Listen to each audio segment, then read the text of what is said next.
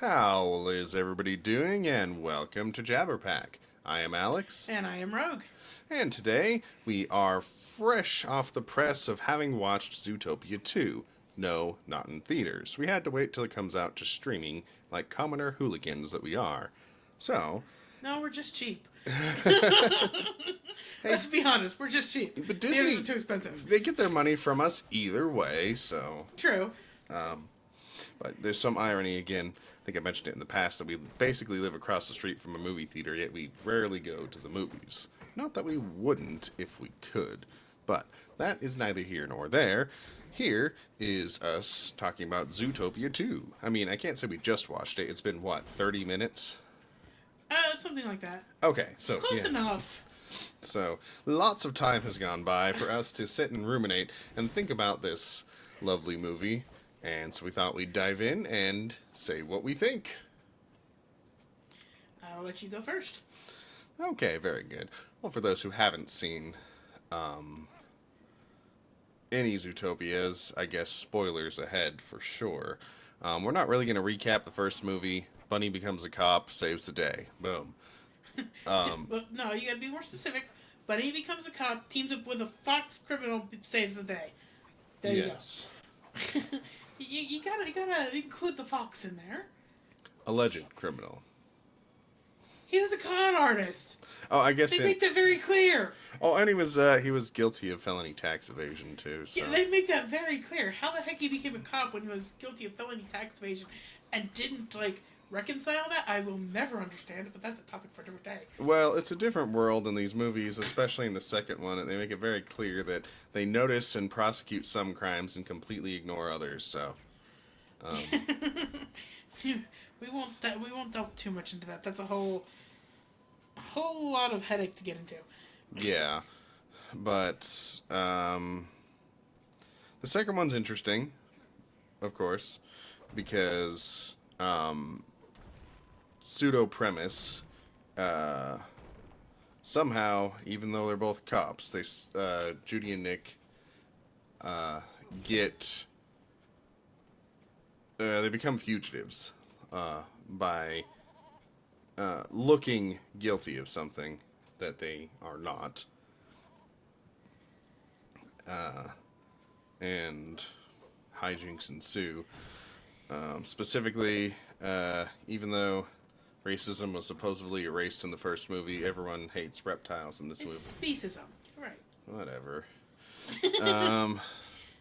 But supposedly it was erased in the first movie, but now it's back again with reptiles because of an incident in the past where a reptile killed someone, and boy, that's terrible. So let us ban all reptiles.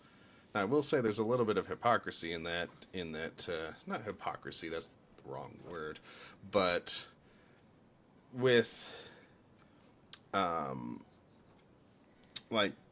one type of creature did something in the past, and now they've all got a lifetime ban.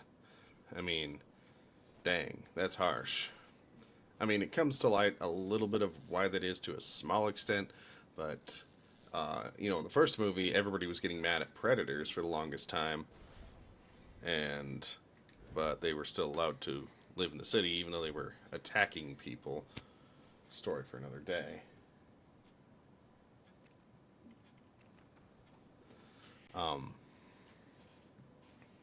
But so when we review movies, we do these gut opinion reviews.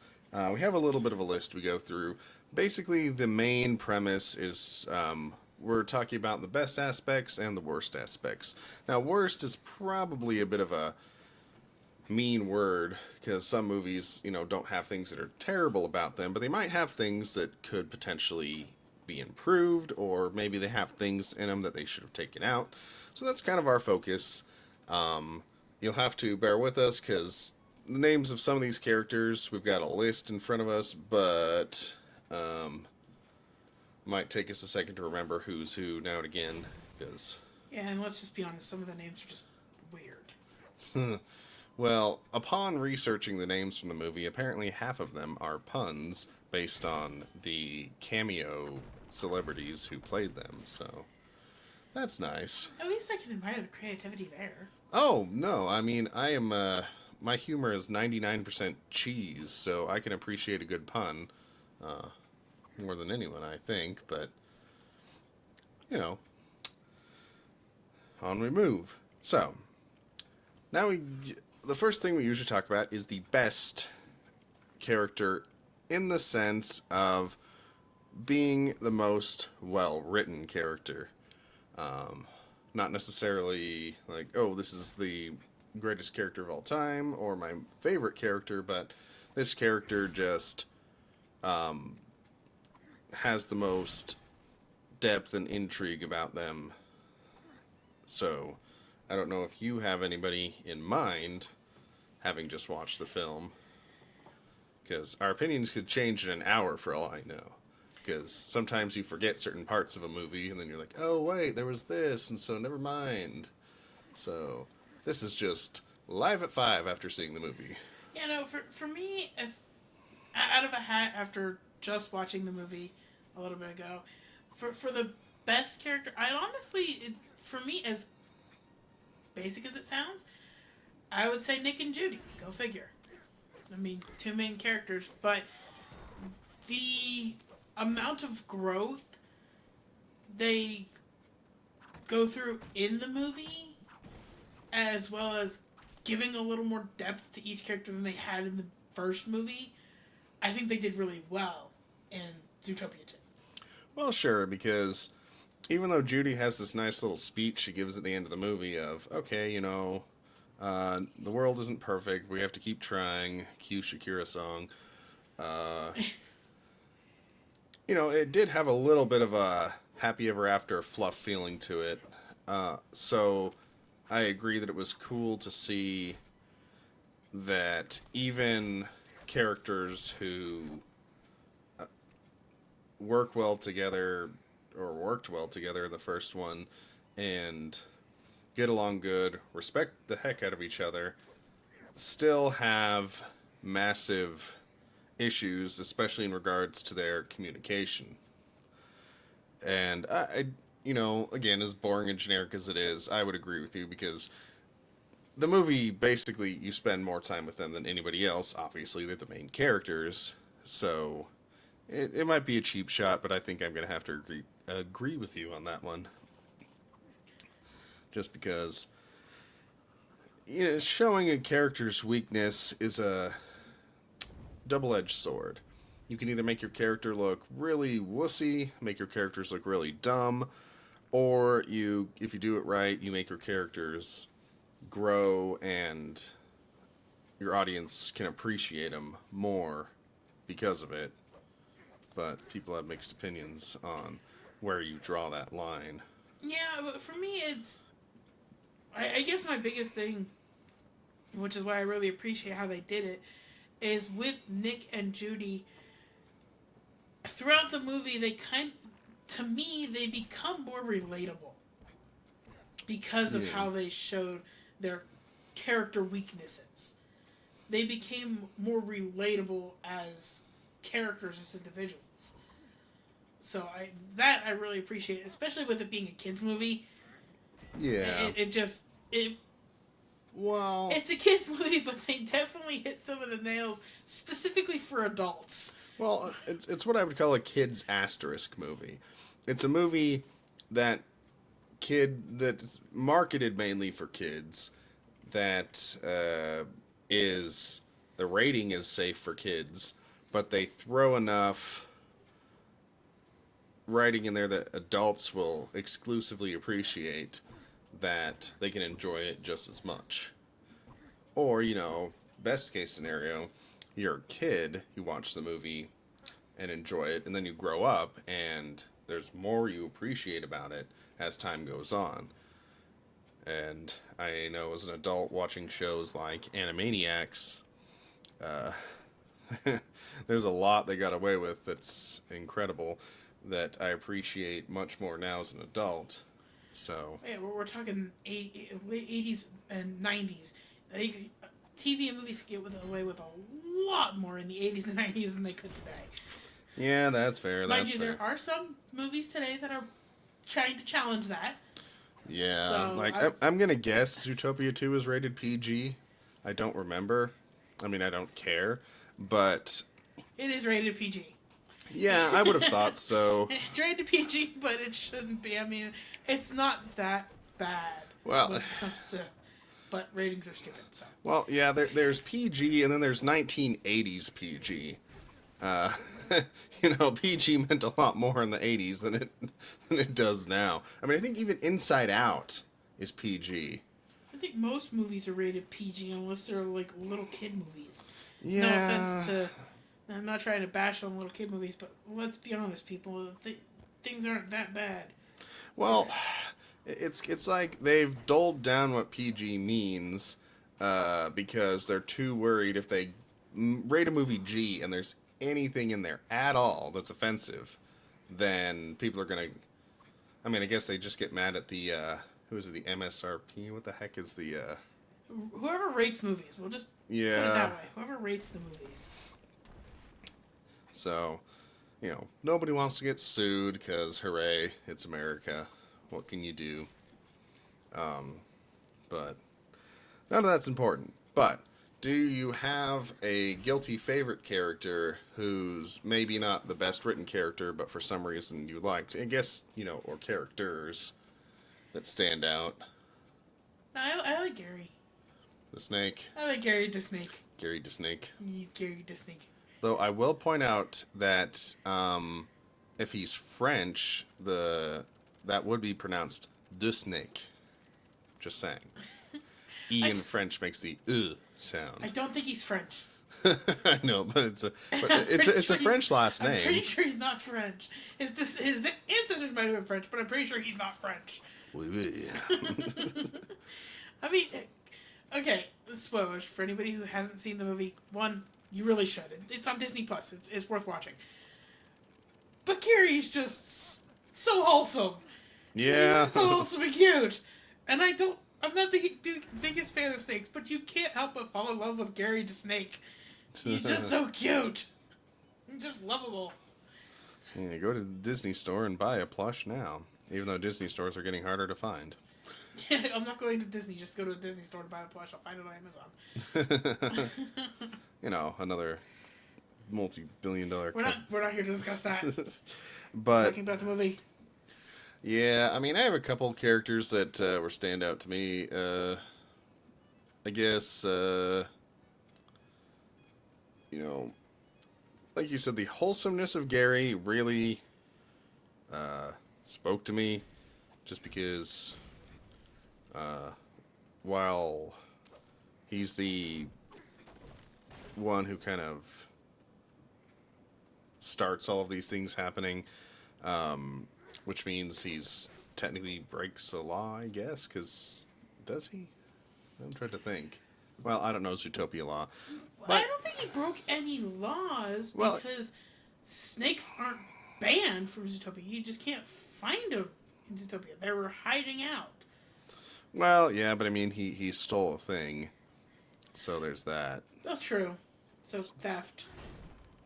Yeah, but I mean, what I appreciate about him is his quiet optimism, I guess is the best way I can describe it. He's a character who never gives up in spirit, and that helps save the day later, and it's it kind of shows that even you have somebody like Judy Hopps in the first film, and I like that you said the word relatable in regards to Judy and Nick becoming more relatable, because I don't relate to certain aspects of Judy in the first film, specifically her over the top not giving up attitude, because there's, like I said, Gary has this quiet aspect of not giving up, but Judy, it's over the top. She's you wake up with that alarm at nothing in the morning and you do push-ups, even though it never shows her doing push-ups, but she's very Jump out of the bed at 5 a.m., dressed ready to go like she just had a gallon of coffee. yeah, and jumping headfirst into any situation. So she's reckless. Yeah, and it works in her favor in the end in the first movie, but it kind of bites her in the butt in this movie a few times. And I appreciate that they pointed that out because it is a good message they said in the first movie that, okay, well, I mean, try everything asterisk, don't break the law. Um, Yeah, giant asterisk there. but, you know, don't be afraid to try something just because the odds might be against you or because That's why we're doing a podcast. yeah, exactly. So I appreciate that, but I just don't have her. I'm not going to be jumping out of bed at 5 a.m. like I just got zapped with a taser and had a gallon of coffee, like, literally poured down my throat. No, thank you.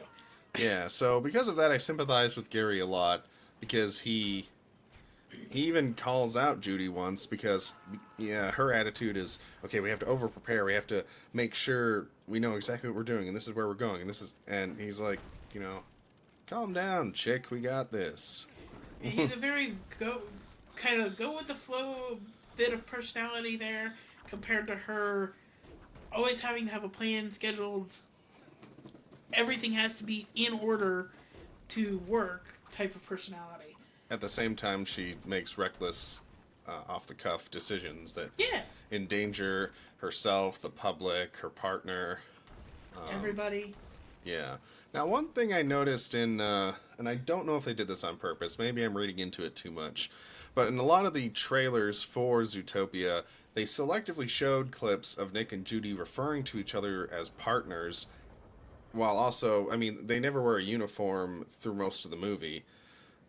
So I think they were kind of maybe intimating that, oh, they're not referring to professional partners, they mean personal partners, which, you know, that's there too, especially by the end of the movie. You get it. They're crushing on each other and all that good stuff. But Kids movie, they have to keep it at the certain level to not intimate too much at something, but also intimate. It's Disney. yeah, but I feel like they leaned into it a little bit when they did the trailers. Oh, yeah, no kidding. Because I think a lot of fans were shipping those two. Because I mean, They were shipping them from the end of the first one. well, yeah, I know. Because I mean, Nick even says, "You know, you love me," and Judy says, "Yeah, I do." And so you get it. They, which you know, that creates some workplace conflict. They never quite address, but whatever. That's fine. I just say that They're because animals. We shouldn't be reading too much into this. well, sure, but I'm just saying there's a lot of employers who have oh, what do they call Fraternization? yeah, hard word to say. Policies where it's like okay, Yeah, but typically that only applies to superiors and subordinates, not to colleagues. So Yeah. that's how they can get away with it. yeah, that was the point of contention in a mutual job we had, but that's That's neither here nor there, and it's not part of this discussion. yeah. But so I appreciate back to Gary that he has that optimism of okay, it's gonna be okay. We're gonna do this. He also has the strength to back that optimism up. It's not totally blind optimism. You know, it's a quiet confidence that feels like it's been built through the years, and it's very soft. It's very sincere. I want to give him a hug. Yeah. And then, you know, guilty pleasure characters I probably liked. Kronk as the mayor of the city. That was Brian Windancer. Yeah. Voiced by Patrick Warburton, who, I'm sorry, no matter what he does, he's always Kronk to me. Yeah, you can't not hear Kronk when you hear him. And the fact that they made him a burly, muscular horse doesn't Yeah, help. it doesn't help. The only difference between the horse and Kronk is the horse has flowing blonde hair and hooves. Yeah. That's the only difference. Everything else is it's just Kronk with an animal body. Let's be honest. Yeah, they definitely pull the lovable idiot stereotype with him. Very much so. Now, through the movie, you know, you question where exactly he sits on, you know, good guy, bad guy line. And so that's interesting, but very entertaining. But this can flip the pancake over to the, are there characters who you didn't like, either by design, because like most villains you're supposed to not like by design, but are there characters who you don't intrinsically like because of either how they're written, how they're played? Nibbles. For Yep. those unfamiliar, Nibbles is the beaver who plays a very, in my opinion, is a very annoying sidekick-esque character. Yeah. And I mean over the top annoying sidekick-esque. Yeah, which I do apologize for this, but I didn't know she was a girl for half the movie. Nibbles is a girl? Yeah? Yeah, no, Nibbles is very much like, I don't like it. I don't like the character. No offense to the person who plays the character, I do not like the character. How they were portrayed is just, over the top. Well, and then when it comes to the plot, I feel like Nibbles was highly motivated from the writing standpoint of driving the plot. In the sense, and that sounds like a good thing, but I kind of see it as a duct taping pieces of the movie together. Like, oh, well, because in the movie, this character has a podcast. Wonder what that's like. And, and so through watching pieces of the podcast, it kind of shanghais and glues a couple pieces of the plot together and gives Judy motivation to look into certain things, and then she's kind of their shoehorn into the reptile underground. And I get they were going for, they wanted somebody with a boisterous, over the top, in your face personality, and that can work. But I feel like Judy had enough of that chaos energy herself, the way she, goes into situations. So having a character who is over the top in that regard, I didn't think was necessary. I feel like they could have steered the characters where they needed to go, maybe a little more organically without being like, oh, here's a thing I saw online. Oh, and that's going to have me think about this. That's going to help me drive my plot, my motivations, as opposed to just saying, oh, I'm a police bunny and I'm going to notice, something else. And it's not bad that she noticed from clues in a podcast, but it's just like, it seemed a little weak, I guess, to have her drive. They could have, and again, can't say enough spoilers. They could have left it after they left the swamp. They could have left the character of Nibbles there and been done. They also had a chance to leave her dead. Well, technically, that happened after the swamp, so. I know. They could have left her after the swamp, and it wouldn't have made much of a difference to the plot, in my opinion. True. I guess the only redeeming stuff is, she saved Nick because of circumstances. Yeah. So, yay for that, but there were other things that could have happened. There were other things that could have happened there. Yeah, so, again, this is all spoilers, so I'm tired of saying it. It's Sure. implied at this point. So, yeah, like I said, Judy and Nick are on the run from the law, because, they're falsely accused of, being a part of attack on the chief, which was really an accident, but not important. But long story short, at some point, Nick ends up in jail, and apparently so does Nibbles. And she helps break him out. Cool. But she also prods at him enough to get him to kind of open up about, okay, why is he not just talking about his feelings and stuff? And, why is he guard against everything with sarcasm to the point that it starts to push people, or a rabbit, I guess, away that he actually doesn't want to Well, push refer away. to them as people. It's fine. It's an animal universe. Okay, people asterisk, whatever. But it was a little weird because then inevitably later, Judy and Nick, after a near-death experience, finally have that good heart-to-heart, good talk with each other, and so it sort of felt like it was unnecessary for Nick to open up to a stranger and then open up to Judy. I get in real life that probably is how it happens a lot, and it's very helpful. If you want to, if you're having trouble telling somebody how you feel, especially if it's about aspects of your relationship that you're worried might shake things up and weaken your relationship, or put it in some sort of danger of ending if you bring up certain things, it is helpful to talk to a third party who's not involved, like a friend or a therapist, and say, okay, here's what I want to say, here's what I'm noticing, here's what they're doing, and here's kind of where I'm coming from. It can help you comport your thoughts.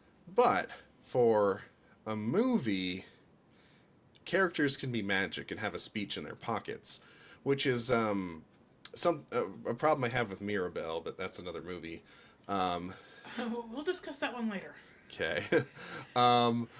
But there's some characters in movies just have these perfectly written speeches out of the gate, which is great because you don't want to waste the audience's time, and unless the point of the movie is trying to learn to speak, like the King's Speech, then you don't really need to see necessarily them go through all these motions to prepare to have that lovely conversation showing the growth they've had. So one more, questionable scene with Nibbles. Again, not a hateful character. I don't think, oh, they're the absolute worst, but they probably could have done without him in the movie. I say that's E-M, not H-I-M. I know it's a girl. And it would have been just fine. Yeah, I mean, I get wanting to have that, like you were saying, that character to quote unquote bridge the gap for emotionally for Nick and Judy, but Nibbles I don't think was the way to do it. I mean, I guess it pseudo worked. The movie is really good, but they could have done it a different way. Yeah, well, and you look at going back to Gary the Snake, who was a very warm and sincere character in his motivations and in his interactions with. Well, he is a snake. He's warm-blooded, is he not? No. Oh no, technically snakes are cold-blooded, aren't they? Yeah. It's a point of contention in the movie. But so I feel like a character who was more sincere would have felt more natural to have them be kind of the catalyst for our two main leads to open up to each other. But I mean, at the end of the day, near-death experience, open them up, and that's great. That's cool. Which I do wonder. So, all right. So I said near-death experience. So our twist villain, get to him in a minute, poisons Judy and Nibbles, and Gary, thankfully, has anti-venom, because of course the villain's trying to frame snakes. But they sort of equated the anti-venom he had to an EpiPen, and if that's the case, those are a single-dose device. So I would question how... Gary saved Nibbles when he used it on Judy first? Yeah. Magic. Which, if they're equating it to an EpiPen, PSA, do not stab an EpiPen into somebody's heart. Yeah, no. Don't stab an EpiPen into somebody's heart, and don't stick somebody with the same used needle. Yeah. That's another thing. It's like, okay, if it's even if it had more than one dose of anti-venom in it, you literally just stabbed two different animals in the hearts with the same injector. Oh, no. No. No, yikes. There's so many things wrong with that. Yikes and a haircut, 2 bits. There's so many things. Yeah, I agree with you. It's like, no, a million times no. Just no. Especially like if their blood types were different, then that can cause a blood clot. I mean, that's the least of the concerns, but still. Okay. That is the first thing that came to your mind when you thought about two different species of animals getting stabbed in the hearts with the same injector pen that may or may not have had enough antivenom for both of them. Yeah. Okay, now emergency PSA. EpiPens do technically have more medicine in there than they administer. So if you're on an island and you've used an EpiPen and you absolutely have to use it again, you can disassemble it and force it to inject more in there. Don't try that at home if there's another option. But just saying, if you're in an emergency situation and you have to get more epinephrine out of there, it is hyper-technically possible, just not advised. But I'm not a medical professional. Don't take anything I say as Take gospel everything we truth. say with a grain of salt. Yes, please. The only professional thing I am is professional weirdo, so. I'm with you there. All right. Now, so I feel like the natural shift at this point, I've kind of talked a little bit about the villainy in the movie. So it's probably worth talking about a little bit. So, I mean, we've kind of pepperonied a little bit of what the plot of this movie is, but to give a quick actual recap, start to finish, you have, the whole reptiles are kind of underground after this incident a long time ago, where Over 100 years. over 100 years is a long time ago. I'm just giving time frame context. Okay, get happy. So because of that, snakes are kind of bleh, reptiles bleh, thrown under the rug a little bit, and the big science that makes Zootopia work is these big walls that keep the environments and the respective sections working together. And they were all supposedly invented by a dude with the last name Linksley, who is a lynx, go figure. And Milton Linksley, to be exact. oh, Milton was the okay. I thought it was Milton. No. Sorry. Milton's the dad. Who knows? Who cares? Somebody does. On both fronts. I'm But sure. so Zootopia is celebrating a 100-year anniversary, and they're gonna debut show off this journal where this Linksley dude wrote all of his ideas and stuff down to make these magic walls work. And at this set event, Judy and Nick are there because they suspect a snake is going to steal it, and they were right. But the snake has good motivations because it turns out, dun dun dun, the Lynx people are really evil, and the guy way back when didn't invent this. He stole the invention from a snake, and the person who was killed by a snake was really killed by the Lynx dude, as you later learn. And then there's a rebellious guy in the Lynx family who's supposedly helping them for a while, but he's the twist villain of the movie, and he was really using them to use their knowledge and stuff to find evidence that would prove that it was really this snake in the past that invented this stuff, and not the Lynx dude in the past. He only wanted to find the evidence so he could destroy it, so that way he could basically gain approval from his father and siblings to show that he actually belonged in the Linksley family and that he was a Linksley because they don't feel he belongs. Yeah.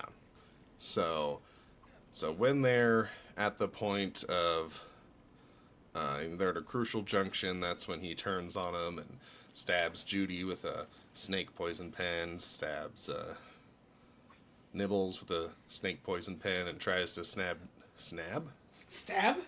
Nick. I'm just combining the words. It's what we do in English. We just squash words together. We get it from the French. They do it a lot more than we do. Yes, but is their language not older than ours? But okay, We. Ignore that. I'm not going into that. We Well, just I learned know. from the French. Well, I'm saying we stole it. Anyway, off topic. So yeah, in their adventures, Nick, Judy team up with Snake and secret bad guy Lynx, who's supposedly against his family, but really just trying to get the approval of his family. And then Nibbles gets shoved in there at some point as well.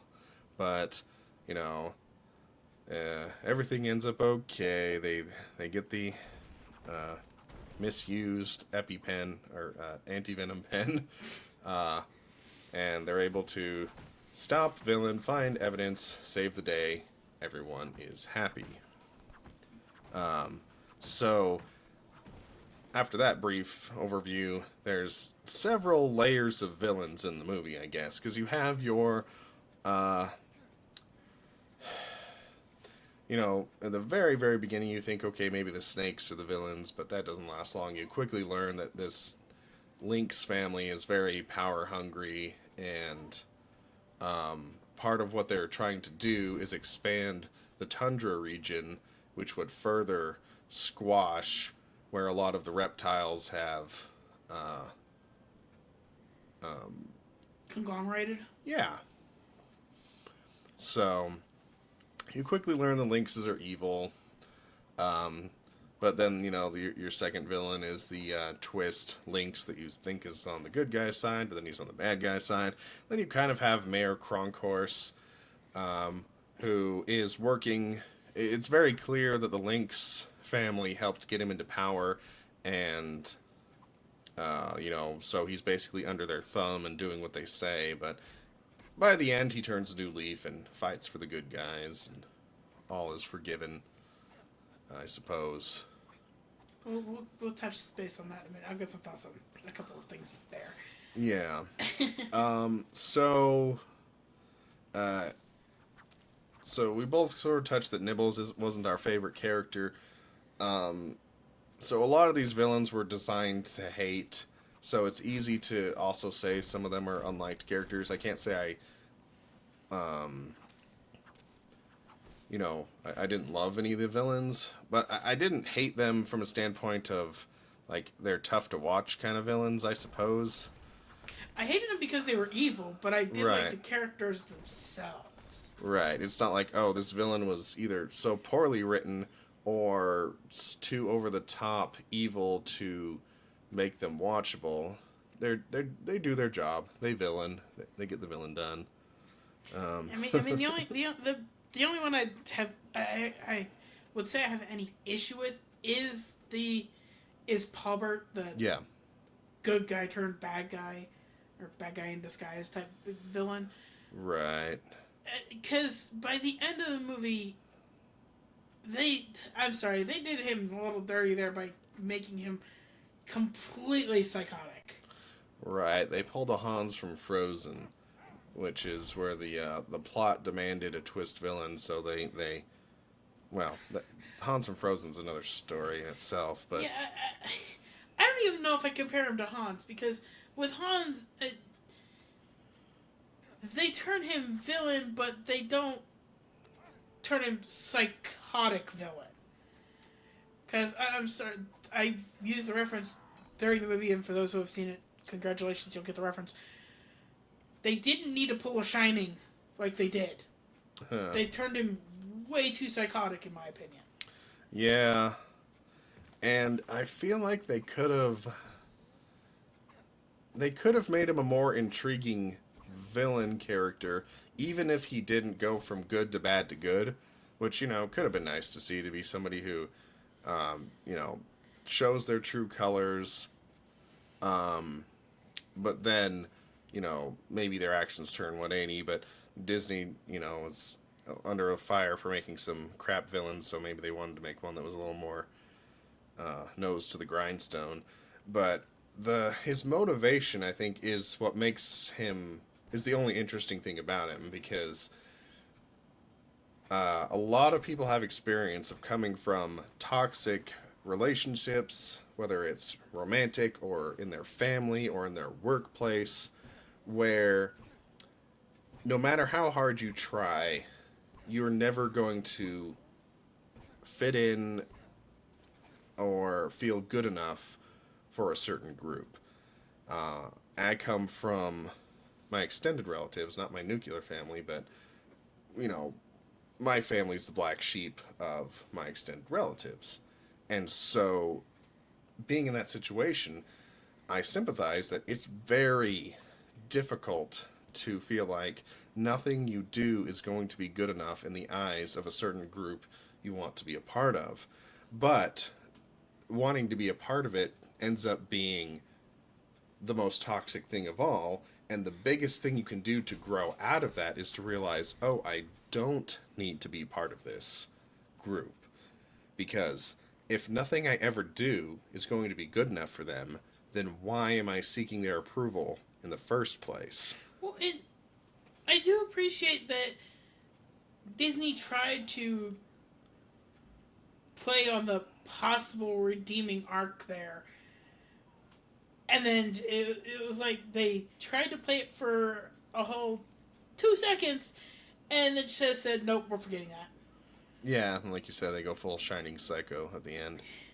Which, my biggest thing is that with that is, I've got questions. How did he get untied? Because they tied him up before they went into the building. How did he get untied? And how far behind were... What were they? Pigs? Boars? Yeah. I guess they were boars. Two of the other police officers. How did they catch up to him so fast? When he's a lynx, he's gonna run faster than they do. But they were behind him in the building within seconds to knock him out with, what was it, a frying pan or something? Yeah. Where'd they get the frying pan? And why didn't they just catch him sooner? They got it from Flynn Rider. Okay, where was Flynn hiding? In one of the abandoned buildings under the random snow cavern that also makes no sense. Well, they put the maze on top of the snow cavern. Yeah. Judy burrowed into the snow. Right outside the maze. How did she not hit the ice that's covering this hidden reptile refuge? Plot convenience. Yeah, so when the evil lynxes originally were building Zootopia, they basically buried the living area of where the reptiles were. They covered the area the reptiles lived in snow and built their mansion on top of it. Yeah. Along with a giant hedge maze. Neat. Psychotic. But well, no, I don't think the hedge maze was directly on top of it because they had to go through the maze and travel for a bit before they got to where they needed to go. But it wasn't far off, so... They had to go... Yes, you're right. They had to go through the maze and travel a little bit before they got to the lighthouse that was at the back end of this city. So they were at the furthest point from the city. The city expanded towards the mansion, directly under the maze. Neat. So Howl is still there when they managed that. Though I don't even know how the hedge maze existed, but that's a different matter. You can't grow things in just a layer of snow. Yeah, that's true. I mean, you have your coniferous trees and stuff, but the hedges didn't appear to be... It was just a hedge maze. Which, by the way, it took me almost 30 years of life to understand that conifer trees are named because they're shaped like a cone. Then. It took me way too long in life to understand that. All right, then. Anyway, back to the subject at hand. So, I feel like you said, they kind of did him dirty by just making him go all out crazy. When I feel like they could have... They could have shown an extra level of character growth, even if he still ends up a villain at the end of the day. Having some sort of reflection of, wow, I did all these things, and all I have to do is mess up just a little bit, no matter how good I've been, no matter how good of a deed I do, and I'm going to just lose my reputation with my family again. And having observed firsthand the motivations of Gary, the motivations of Judy and Nick, and seeing how they interact and what healthy relation. Well, I mean, I say healthy relationships. Most of the movie is about them, having communication issues. Life is built on unhealthy relationships sometimes, but you work on it. Yeah, but having seen all that growth, I mean, it does speak to the power of Familial influence. yeah, and of trying to be good enough for somebody who just fundamentally will never see you in that way. I understand his motivations, which from that point of view, I understand his villainous actions more than his family, who are just cereal box villains of just, well, we're evil just cuz, you know? I mean, they don't even hide it. They're constantly being like, okay, we're gonna like like They when play the part of rich villainy well. yeah, they like when they catch Nick at one point. It's like, I mean, they don't word it quite like this, but not far off of like, well, you're not dead yet, just because you want to make sure you see the headline of us killing your partner.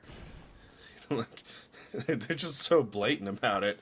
It's in some ways refreshing, but also forgettable, which, like I said, makes Pobert a somewhat more interesting villain.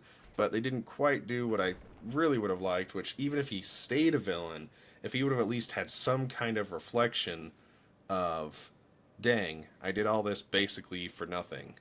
So that could have been interesting, because a lot of people accuse Disney of having some softened some villains too much. Because having a sympathetic villain, I appreciate, but if you overdo it, then it just makes them a misunderstood good guy, not an actual villain. And so, Yeah, but I guess it's just that fine line between a misunderstood good guy and just over the top psycho. yeah. So I feel like they could have done him a little better. Like, I don't hate that he was the twist villain, because I understand, like I said, I understand his motivations. Having been in situations where no matter what I do, it's not good enough for somebody, and that's very toxic, very damaging. But it could have been nice to see some sort of acknowledgement of that instead of just having him go completely off the rails at the end. But whatever. Villain's gonna villain. I've seen worse villains. I've seen better. But I did roll my eyes a little bit just because, Disney loves to twist villain, and that is one thing I think they've done too much. But having chosen that character to be the twist villain, I don't hate the most because of, like I said, I understand where he's coming from. It would have been worse if they for some reason made Gary the twist villain. Oh yeah, he's like, wow, all of our stereotypes are correct. Great. Yeah, no, I don't think Disney would have done that. I don't know. They've done some crazy, stupid things, so I Well- wouldn't put it past. Well, and then they hinted for a split second that Nibbles might have been a twist villain. And then that's when they did the psych. No, it's Pobert. But, at least if Nibbles was a twist villain, I would have had no sympathy for their downfall. Whereas with Pobert, I at least feel like they ended up just as bad because they didn't really learn anything. And if they did learn anything, well, either way, they're in jail now. So, I feel bad that I do kind of feel bad that he's literally stuck in a jail cell with his dad and siblings. So. Right, having completely failed in his villainous mission, now he's stuck long term with the people who already didn't think highly of him and now probably think worse of him. So it's like, But on another note, I really think I think Zootopia needs to rethink their whole prison system thing. What? Because they have one button that released all the prisoners at once? Well, no, it's not even that. Because I can see in case of an emergency, if the building's on fire, okay, and you have quick access to release everybody to get them to safety, whatever. That's one thing. But to have all of your villains and bad guys and evildoers locked up in one place, which I get it. Typically, I guess they're reflecting on, like, states have their own prisons and such, whatever. But to only have a chain link fence stopping the prisoners from getting out completely, and some of those prisoners being elephants and rhinos, Yeah. they're gonna break through that chain link fence in a heartbeat. So either you're keeping all of your prisoners in their cells 24/7, which, let's be honest, that's like borderline. That's like insane. Because you're just locking up animals and putting them in cages. That's Yeah, what is this, a zoo? at least in a zoo they have room to run around. In the accredited zoos, at least. Oh, fair enough. But to lock them all up and basically keep them in there 24/7 in these cells, and only have the chain link fence keeping them from escaping, and why are they parking their cars right by a door that leads to the cells? Yeah, not a well-designed prison. Not to mention, how are there 200 people in there? Magic. Because Judy makes the comment that that Nick released 200 bad guys when he broke out of jail. How are there 200 bad guys in that small prison area? It wasn't that big. Do you have like 5 people per cell? Well, some animals are small. Maybe there was like 80 mice in one cell, and they're all bad. You never know. Just saying. They would be... They couldn't have been in one cell. And if they were, that would have had really, really, really tiny bars. And all the prison cells looked like they were the same, so that would have been impossible to keep them contained anyway. Well, maybe they were in a little kennel inside the cell then. Plastic carriers. I'm not gonna fill in their movie plot holes. I mean, But no, I mean, of all the things to not like think on, it's like making it so easy for all these animals to escape prison because one animal got, well, technically 2 animals got out of their cells. It just is, yeah. well, you know, sense. sometimes you never know how bad vulnerabilities are in a system until somebody, you know, slips through all the Swiss cheese holes and shows it. They're just trying to help progress the plot for the next movie. Well, my worry is, and I hope they don't do this, is they pull a Lilo and Stitch where they make it a series about them catching all the villains. You know, just like Lilo and Stitch made a series out of them catching all of the They experiments. can only get away with making a series out of catching all the experiments because there were 625 of them. Well, weren't there... Well, there were technically more than that. Because, you know, I know they made a couple more. But that's not important. That's another movie. /series / Well, the original series was only... Yeah, but the original series was only based on the 625 predecessors to Stitch. Yeah. The other movies we're not counting because that's a whole different... They only did that for marketing reasons. Alright. Indeed. Anyway, moving on. So, I guess the final question is... how does this movie compare to the first one? Personally, I think it's a little bit better than the first one. I think the plot was a little more in depth. I honestly think the story was a little more in depth. They did have better development of the characters. So personally, I do think it's a little better. Yeah, and I agree. I also think it's a little unfair to, when you have a story that continues through multiple movies, sometimes it's unfair to say, oh, which one's better? Because then it's like, oh, are you only going to watch one?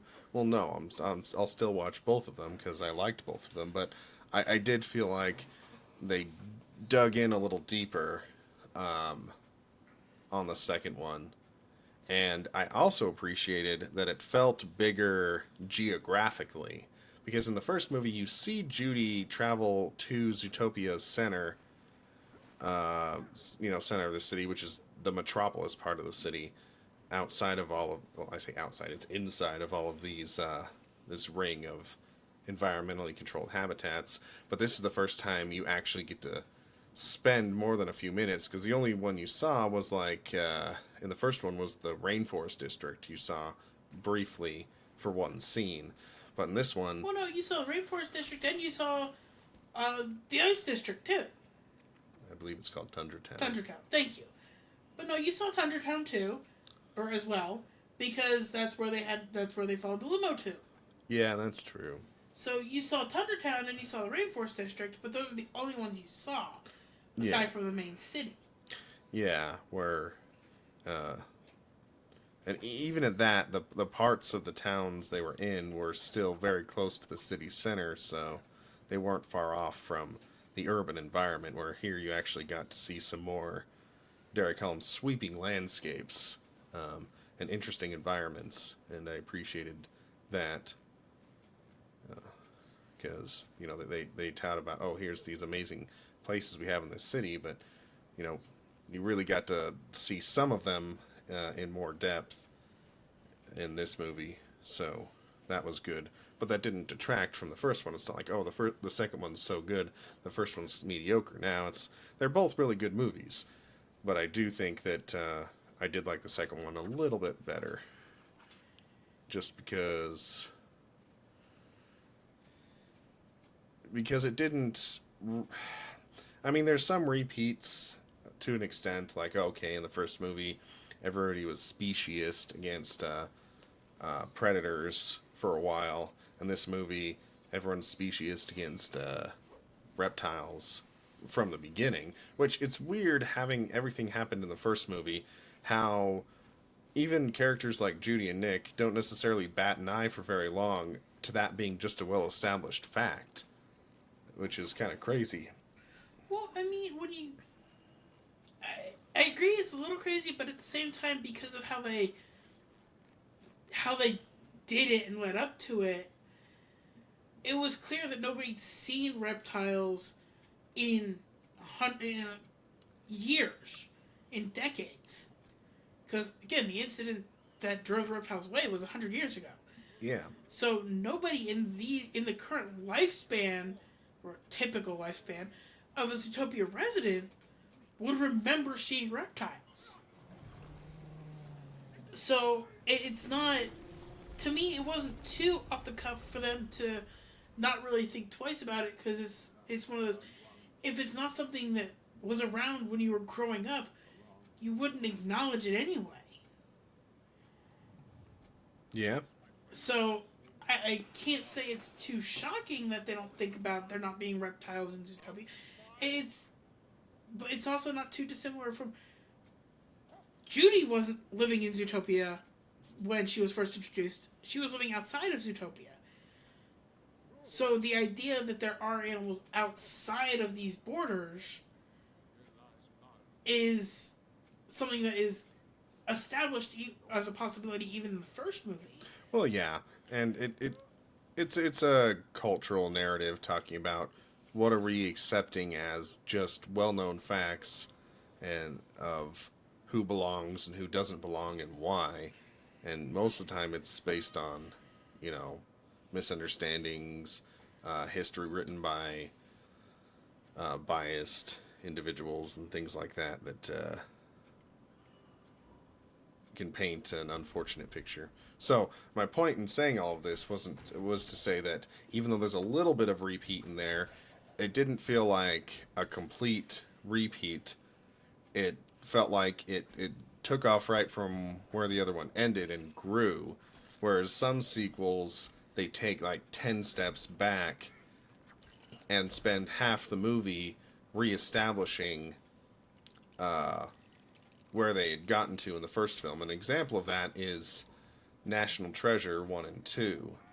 Because by the time National Treasure 2 ends, National Treasure ends, you have your main characters, who, spoiler alert, who have found the treasure, or no longer on the wrong side of the law.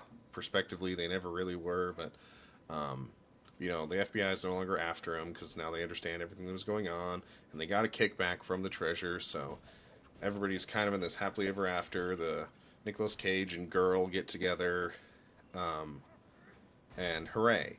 But then the second movie starts, and they spend the first half of the movie backpedaling and rebuilding all of that. Like, oh, I guess Nicolas Cage and girl now broke up. Um, you know, Riley was an unsuccessful author, and he lost his fancy car he got from it. So it seems like now everybody's at point zero, and they have to rebuild the relationship between Nicolas Cage and girl. Sorry, don't know the actress's name. Um, when it's like, so hooray, halfway through the movie, the team's back together, and now they can finally go on their adventure to find the next treasure. When it's like, why did you have to spend half the movie rebuilding that when you could have made a stronger, more interesting movie if you would have just kept the momentum from the first one and built on it? Which I feel like is what they did in this movie, and I highly appreciate that. They didn't, like, all of a sudden have Judy and Nick hate each other. They liked each other, they thought they were a good team, but they realized, because of some unspoken motivations and things, that it was actually making their teamwork chaotic at best. And so I appreciate it. And that's kind of why I like the second one a little better, because they continued building on what was established. They didn't retread, redo the relationships. So it's good. Yeah. It's really good. I will be interested to see because for anybody who's watched past the credits, of course, Zootopia does have a post-credit scene. Disney likes doing that for some reason with some of their movies. It's their standard now. I think it's movie standard for everything now. It's just having this post-credit scenes. But with theirs, it does semi-allude to the possibility of, down the road, a third Zootopia movie. I don't know how I feel about that fully. Well, it doesn't matter how we feel. It matters how the financial figures look. Because that's the ultimate motivator. Okay, true. And right now it's looking like the possibility of a third is fairly high. It might be a little rough. But it will be interesting to see what kind of, if they do a third movie, where they take the plot. Yeah. I would... Sorry, go ahead. Oh, no, I would worry that they would do what I said about, that they're going to take all of this character growth and to try and put in some character growth. They're going to have to backpedal or change a character or add a character that nobody asked for. Worst would be to totally replace a character, which is really common in TV shows. When they go between seasons, they'll just write a character off between seasons, and you're like, wait, what happened? So I hope that the professional relationships would last long enough, and they pull a Digimon, which is because Digimon, like anything else, was created to sell things, and so the team behind them is like, here's these toys we want to sell in stores. Make a show about it. And at least for the first season, they did an excellent job of it. They're like, oh, so, because I didn't even know about the toys and stuff, and I was a kid at the time, so I'm supposed to know about the toys and stuff. I always wanted a Digivice. I think I had a Digivice, actually. But no, I appreciated it as a show first, liking the characters and what happened to them. So, my hope is that the writers and the people putting the movie together, their heart would be in it good enough without too much studio interference to allow them to create something. But it's also a little bit worrisome because you're like, okay, I like what they've done so far. I don't want them to ruin it. Or at least, if not ruin it, just end it on the, adult... We don't want to see it repeated. We don't want to see a Zootopia version of Toy Story. Where, first one was good, second one was a little bit better, and then on the third they plummet. Yeah. And then kind of just plateau, but probably more because of the nostalgia. and the brand power, money keeps coming in because you can still buy Toy Story lunchboxes and stuff. So somehow it keeps making money. Yeah, well, for our thoughts on that, we Yeah. covered the Toy Story topic last week. Yeah. For more on that, see previous podcast. Indeed. Warning, 2 parts, but enjoy. Indeed. But no, I would be interested to see where, if they do go the route of making a third Zootopia movie, what kind of route they would take with it. I could see them having, if they do it right, Judy and Nick's relationship going that next step like it was implied. I could see them trying to do that. That would be it. Shaky ground at best, but possible if done right. Well, yeah, like I said, I would appreciate them not backpedaling and redoing things just to pad the runtime. It'd be better maybe if they, had a stronger established relationship, and it was something else causing conflict externally from that, and they're Watch it be her parents trying to set her up with a male bunny from Bunny Burrow and. oh, please no. Well, I mean, it was very much alluded to that that's what was it, the mother, Grandmother. or the grandmother wanted, was for her to go back to Bunny Burrow and settle down. But I definitely agree that would be very no. No, just no. I'd be very afraid if that happens. Indeed. But I also wouldn't put it past Disney to do something like that. Yeah. Well, and if you like the characters good enough, you can follow them along, waiting in a doctor's office for all it matters, if it's written right. So, the plot, whatever the plot being of the next movie, because let's face it, they're going to make another one. Yeah. It made enough money, so of course they're going to make another one. It'll be interesting to see if they do incorporate birds like it's implied. Yeah, which I think is just a direct nod to a lot of people who are like, hey, where's the birds? I mean, even the first one, a lot of people are like, hey, where's the reptiles? Where's the birds? So they've shoehorned in the reptiles into this one, so somehow they're going to shoehorn birds into the next one. So we'll see. I mean, it could be like maybe birds live somewhere else because they have no interest in Zootopia. Maybe it's not this exclusion thing like the reptiles were. Because I'd find it really hard to swallow that happening twice. Okay, we have 2 different separate groups through 2 different tragic backstories and conspiracies have been excluded from our city, either by choice or by force. I think that'd be hard to swallow. It worked okay, doing it the way they did in the first 2 because predators were part of the city in the first one, and reptiles were not there, and then they found a way to say, okay, here's why the reptiles were kind of excluded. But if finding another contrived reason for birds, I think might be a bit of a stretch. So I would hope maybe it's okay, maybe we're trying to bring in birds, and maybe they're reluctant, and some hijinks ensue. But it's also, potentially worrisome depending on what they decide to do. But I won't judge it based on the plot because, as long as the characters stay true to who we've come to know and love, then I will hope for the best. Indeed. We'll just have to see what happens with time. Indeed. And speaking of time, I do believe that's about time for us to wrap this up. And I don't know if you have any final overarching thoughts about Zootopia 2.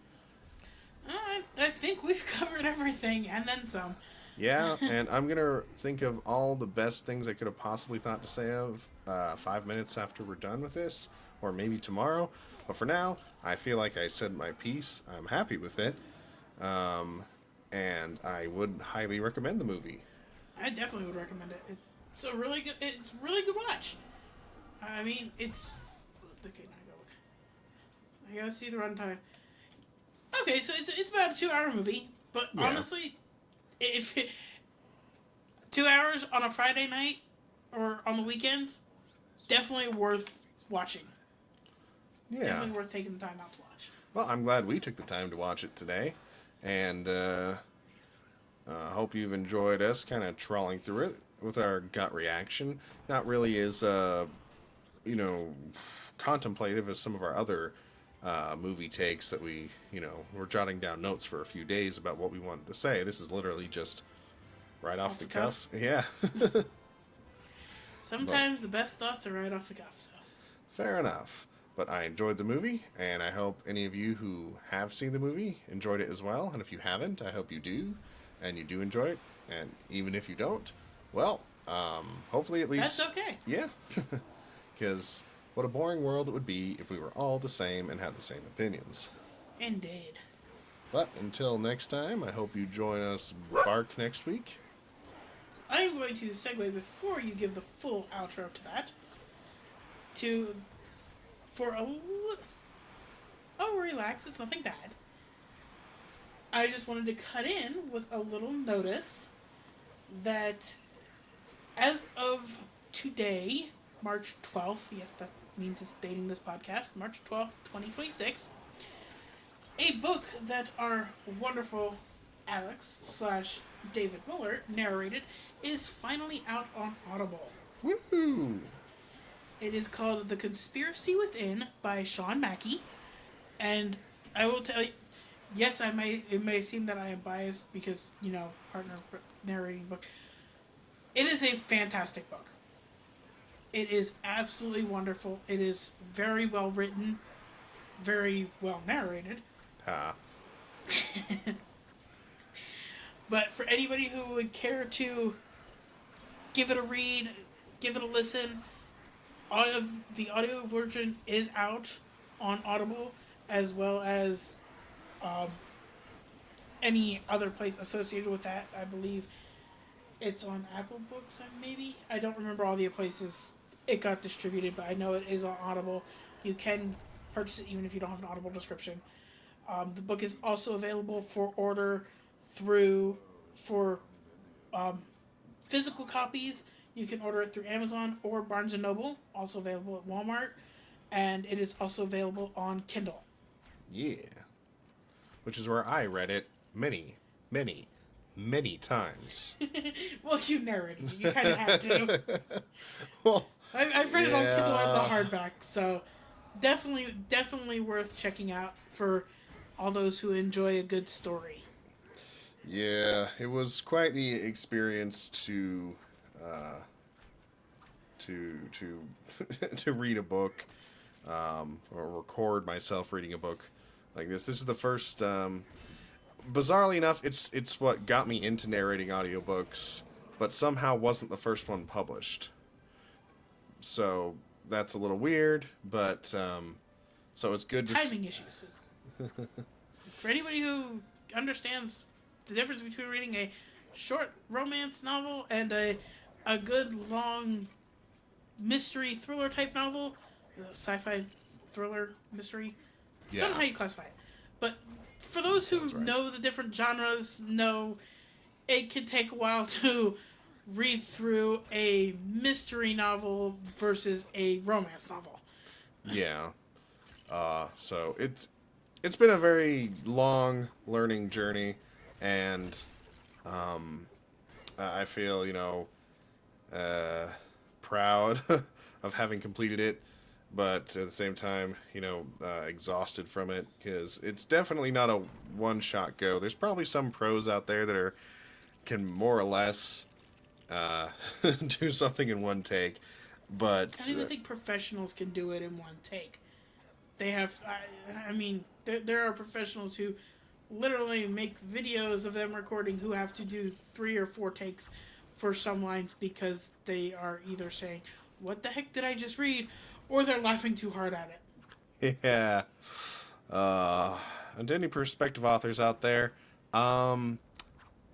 if your book takes place in the real world, choose city names that everybody knows how to pronounce. or at least give them an idea of how to pronounce it. The amount of cities, because I'm here in the Midwest, and this book takes place in the future, but mostly East Coast.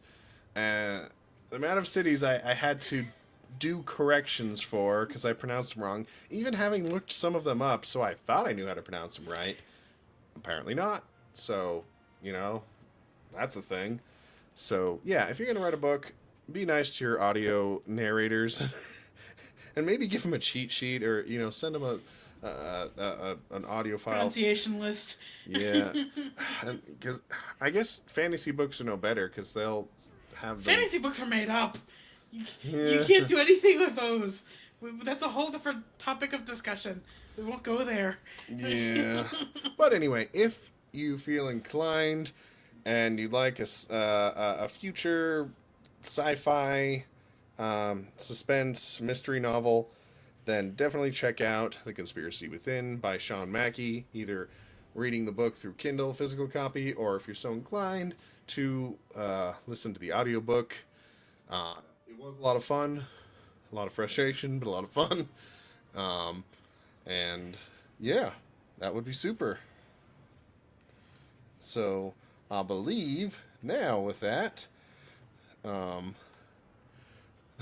is said and done here, wrapped up for another week. We appreciate you guys listening, and we hope to see you bark next Friday. And take good care of yourselves. We'll see you then. Have a good one.